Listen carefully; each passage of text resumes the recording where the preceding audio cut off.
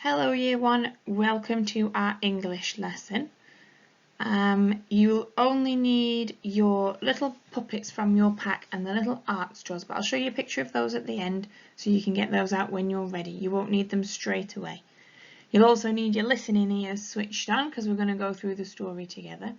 And if you've got any questions or you want to show me the fabulous work you've been doing, my email address is at the end of this video. So you can send any emails to me that way.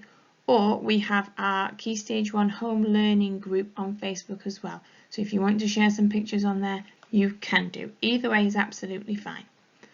So today is Monday and we're going to start a new topic in English this week. We're going to be looking at story writing and we're going to look at the story of Little Red Riding Hood. Now, I know lots of people already know this story, but we're going to go through a particular version of this story because there's often lots of different bits and pieces that can change in the stories that we know. And then by the end of it, hopefully you'll be able to retell the story, and we've sent you some puppets home for you to make so that you can be retelling the story using those puppets and telling everybody in your house, all your cuddly toys, all that sort of thing.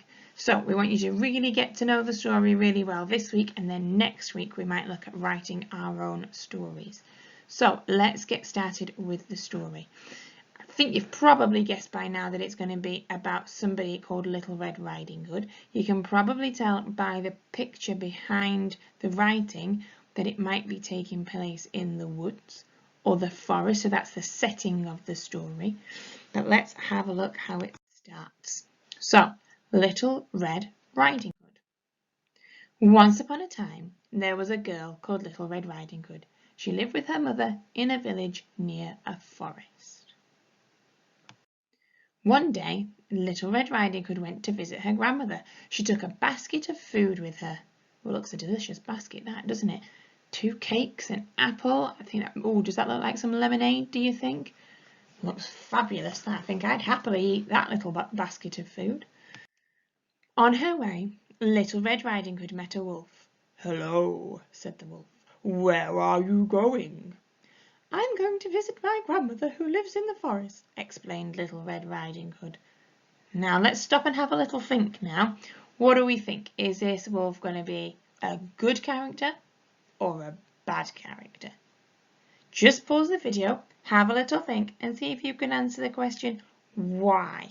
Why is he a good character or why is he a bad character? And when you've finished, press play. Okay. Let's have a look and see if we can find out any more information to help us. The wolf ran to her grandmother's house. He went inside and locked her in the wardrobe. He put on her nightgown and got into her bed. Well, if you thought he was a good character before, the fact he's just run to grandmother's house and let himself into the house and locked her in a wardrobe, I think maybe he might be a bad character. Now let's see what he's going to do. A little later, Little Red Riding Hood came to the house. She knocked on the door, then went inside. What do you think she's going to see when she goes inside the house? See if you can predict. That means guess what you think is going to happen next.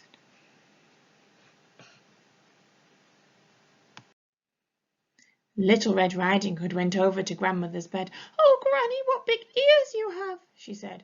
"All the better to hear you with," answered the wolf. Now, how do you think that Little Red Riding Hood might be feeling now? Have a think if you can think of any really good words to describe how she's feeling. If you need to, just pause the video to give yourself a little bit of time to think, and then press play when you're ready to continue. Well, I think I would be a bit confused, absolutely. I think I'd be a little bit nervous as well, actually, a bit worried about why my grandmother is sounding like a wolf. Let's see what happens next. "Oh, Granny, what big eyes you have," said the Little Red Riding Hood. "All the better to see you with," replied the wolf. "Oh, Granny, what big teeth you have," said Little Red Riding Hood. "All the better to eat you with," said the wolf. Oh my goodness. Well, this has taken a turn. So have a think now. How do you think Little Red Riding Hood is feeling now? I think she might have changed those bits of nervousness and confusion. Have a little think, see if you can come up with some good words to describe how Little Red Riding Hood might be feeling. Let's see what happens next. "Help!" shouted Little Red Riding Hood as she realised that there was a wolf in her grandmother's bed. She ran out of the house. A woodcutter was nearby. He heard Little Red Riding Hood scream and ran to the house. Now, I'm guessing this man here is the woodcutter, but can you tell me what a woodcutter does? And what is this thing that's in his hand? Have a little think, pause the video if you need to have a think, and then press play when you're ready.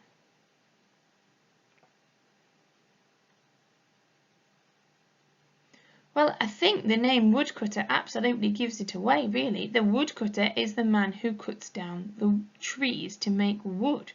And he must break them up, maybe to go in fires and things like that. And this thing that he's got in his hand looks like quite a big axe, doesn't it, for chopping down the trees. And he's gone to go and help Little Red Riding Hood. The woodcutter hit the wolf over the head. The wolf ran away, and Little Red Riding Hood never saw him again. Okay, well, hopefully the grandmother was absolutely fine once she was let out of the wardrobe, and it looks, by the looks on their faces, that they're feeling much happier now, and hopefully they enjoyed those cakes and they didn't go to waste, because that really would be a shame. They look delicious. Now, your job for today is you're going to retell the story of Little Red Riding Hood, so that's the story we've just read. You're going to make the puppets from your pack. Now, there's a little picture on the video here of those 2 sheets of paper. You just need to cut out those characters, and then you've got some little paper straws in your pack as well. See if you can attach the paper onto those straws, then you can retell the story to the people in your house. If you're struggling, if you've not got scissors, or if there's anything else that you're missing, just let us know. Either drop me an email or let us know on Facebook, and we can see if we can help you to get everything sorted for you. But if you can retell the story, that would be absolutely brilliant. If you can retell the story with the puppets, even better. But don't worry if you can't. Just retelling the story is a really good start. If you've got any questions, just let me know. And if you do a really good job and you want to send me some pictures of what you've been doing, my email address is along the bottom there. Have fun, and I look forward to seeing all the fabulous work you've been doing. Bye!